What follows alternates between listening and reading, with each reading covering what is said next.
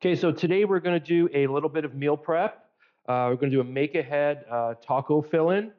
So a little bit about the ingredients we're using today. First off, I am using some water buffalo meat. I love the flavor of the water buffalo, all the health benefits. If you can't get this, some grass-fed beef would work, ground pork, ground turkey, whatever you have. But today, I got the water buffalo. Then I have some of my homemade Southwestern spice mix.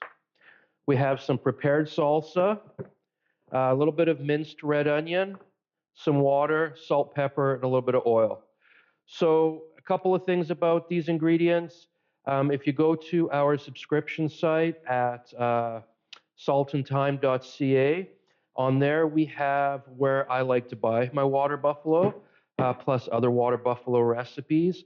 I also have the recipe on there for our Southwestern spice mix. If you don't want to subscribe, you can use whatever you have at home, if it's your homemade or store-bought.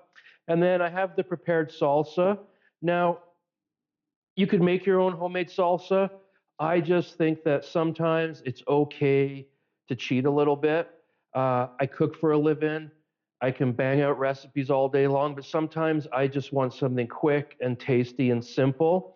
And nobody should ever make you feel guilty or feel bad about using something that's going to save you a few minutes in the kitchen, especially for something like this. This is a make ahead that we're going to freeze, that I want to pull out on a weeknight when I don't want to do a lot of cooking, I don't have a lot of time.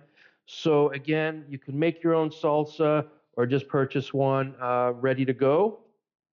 So now what I want to do, we're just going to get our pan started here.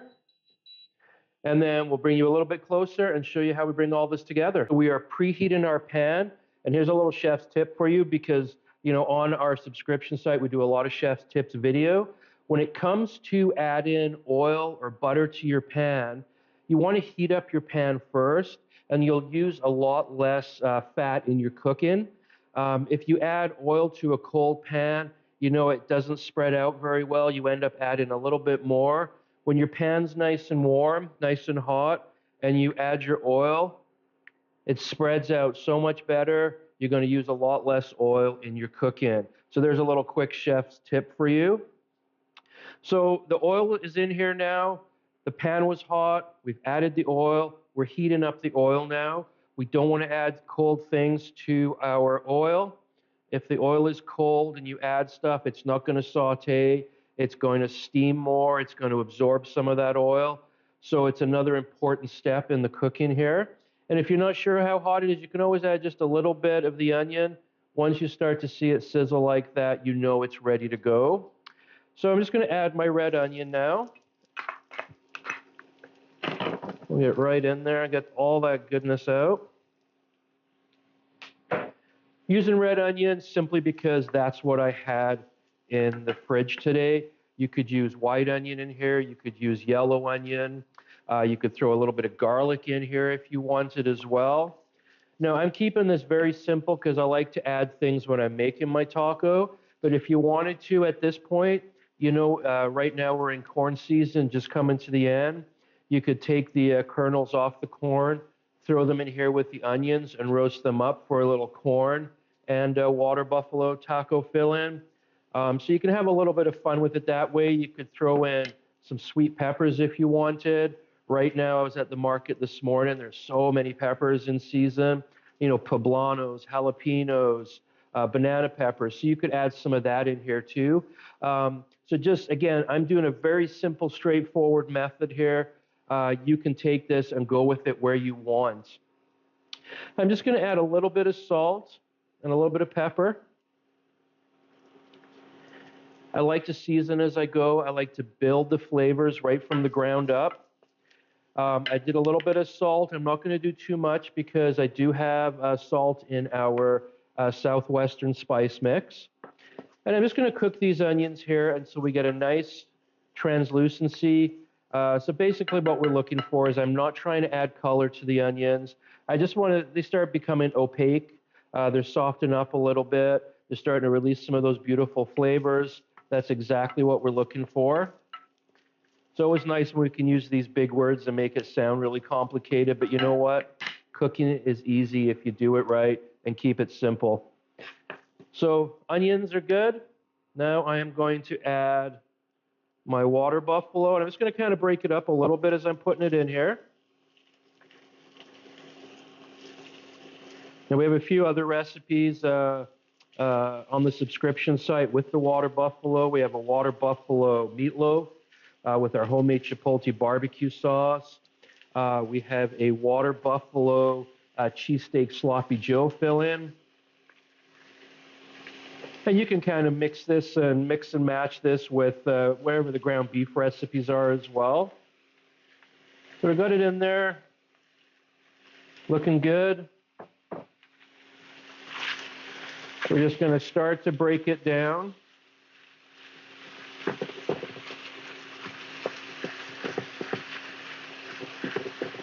Like so. And now you can hear, hopefully you can hear that. As I added that meat, my pan was nice and hot.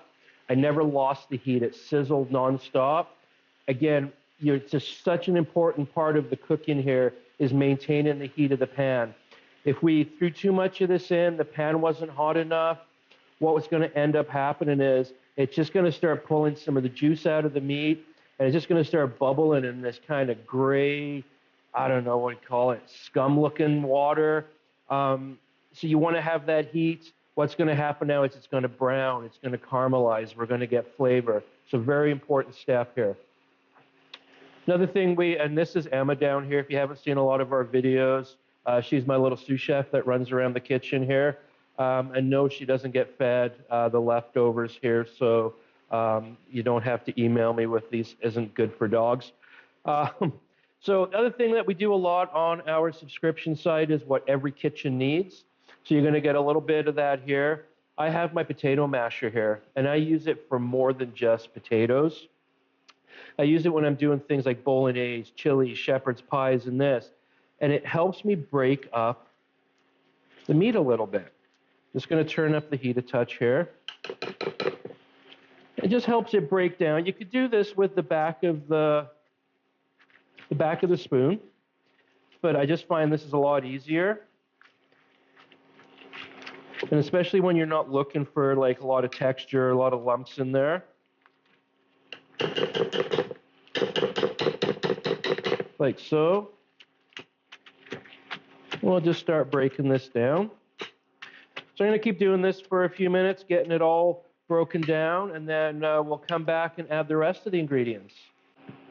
Okay, so we're back. I've broken all the water buffalo down with my potato masher. Now, at this point, if you were using maybe some pork or some beef, you might want to strain it at this point. You can see with the water buffalo, there's a little bit of moisture in there, but that's mostly a little bit of juice from the onions. There's not a lot of fat that comes off it. It's very lean. So we're not going to have to do any straining at this point. So now what I want to do is I want to add my beautiful spice blend here. A little smoky, a little sweet, a little spicy, very aromatic. And I'm just going to cook this for a couple of minutes before I add my salsa and my water. Now what I want to do here is by sauteing up our mixture, we're just going to start releasing some of those essential oils in the spices. It really accentuates the flavor a little bit. So again, very simple recipe, but you know, doing things right, doing the techniques properly makes such a huge difference in the end. And this smells amazing right now. Now, you can use this for like a hard shell taco, soft shell taco, wraps. This would also be great sprinkled over top of, you know, some nachos. So you can have a little bit of fun with this. There we go. That's cooked long enough there, a few minutes. Now I'm going to add my salsa, my water, and I'm going to bring this together.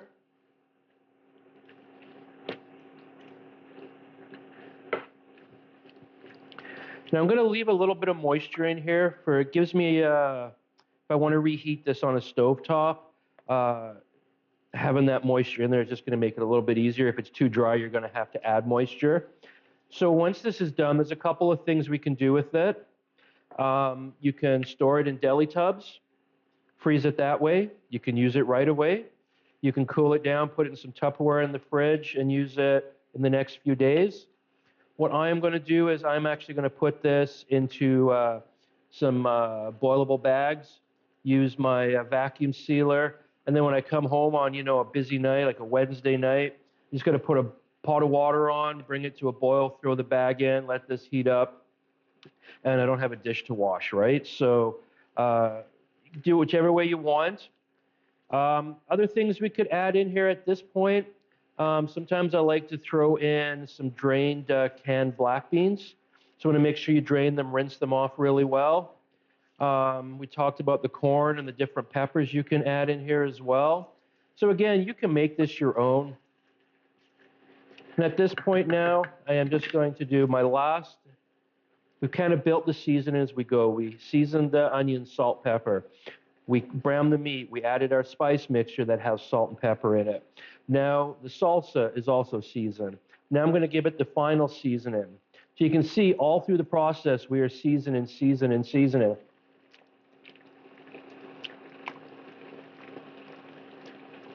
Yes, I double dipped. You know what? Really good. Just a touch more salt. Now I'm going to knock the heat off. Let this cool. And then you can store it whichever way, as I mentioned earlier. And maybe drop down in the comments if you make this and let me know how it turned out for you.